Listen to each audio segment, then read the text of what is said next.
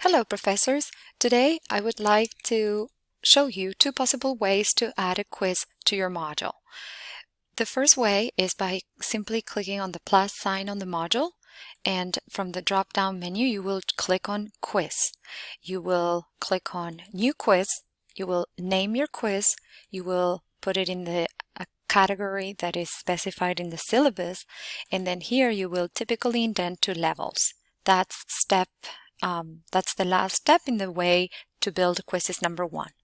Another way to build quizzes is by clicking on the navigation menu here to the left-hand side, and once that opens, then you have a plus sign that says Quiz. Once that opens, then you're offered the possibility to label the quiz. Then here you will have to determine if it's going to be graded or not. If it's not graded, it'll be a practice quiz, which means it won't be showing in your gradebook.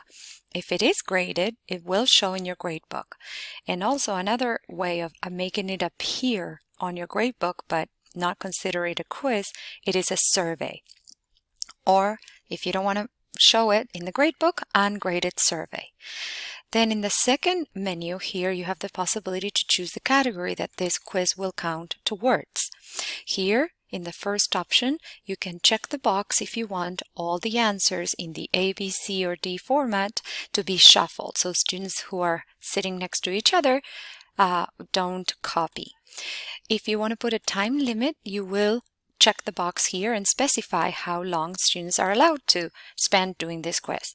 If you check this box here, you can state how many attempts you would like to give students taking this quiz. If it's for mastery, 2 attempts is usually desired or standard. Here you can also specify if you feel it's fair to give the highest or an average between the two of them.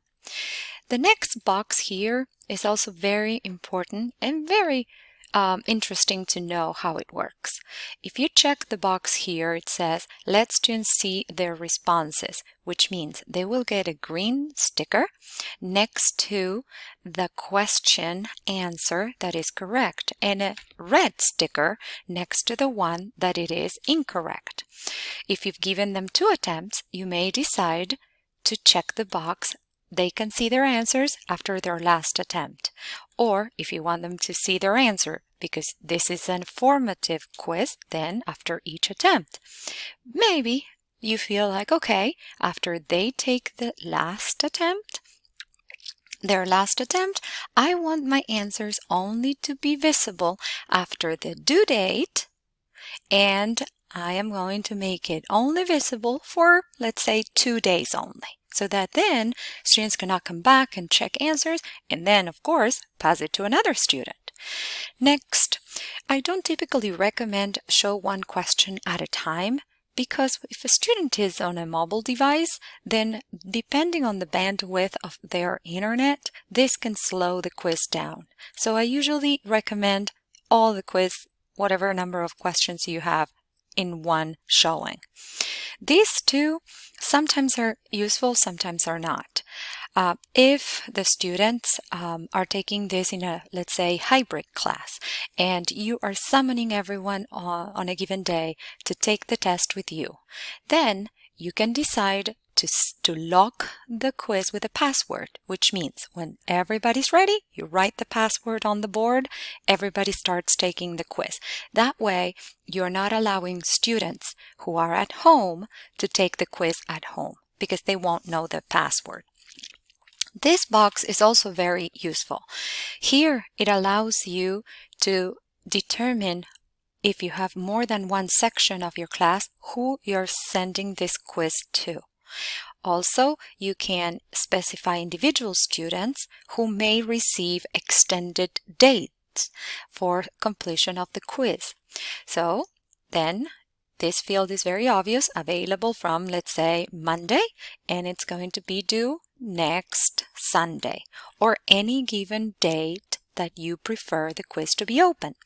This one, I don't personally set it, because I have students after the due date submitting the quiz. Of course, I will know that it's late. However, if this one is locked, I will get emails from those students who didn't take the quiz on time requesting that I open the quiz over and over. So my recommendation is to leave it open. However, you may have very valid reasons to lock it after certain dates.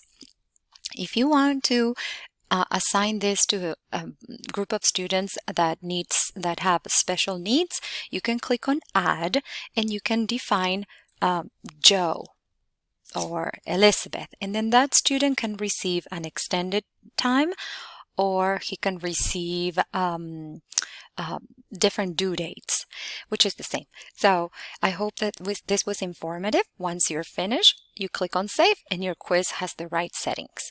If you have any questions, you can always contact me. Thank you.